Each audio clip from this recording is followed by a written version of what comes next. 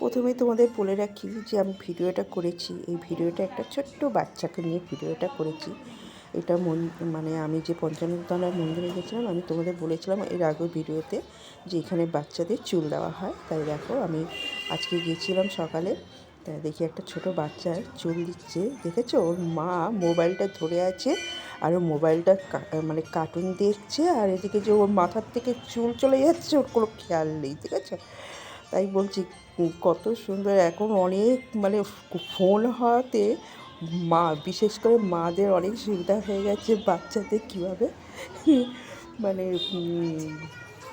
Tackle করা যাবে। দেখেছো, দেখো ওর মাথা ন্যাড়া করে দিচ্ছে আর ও দিব্যি কার্টুনে দেখছে, কোনো কান্নাকাটি করছে না, কিচ্ছু না।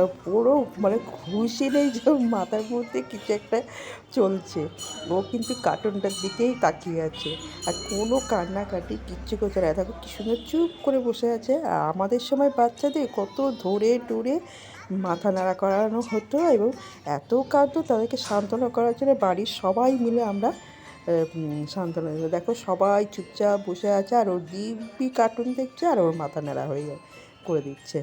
দেখো, আর তাহলে এখনকার বাচ্চাদের না মানে একটা জিনিস পেলেই আর ওদের কোনো সমস্যাই থাকবে না।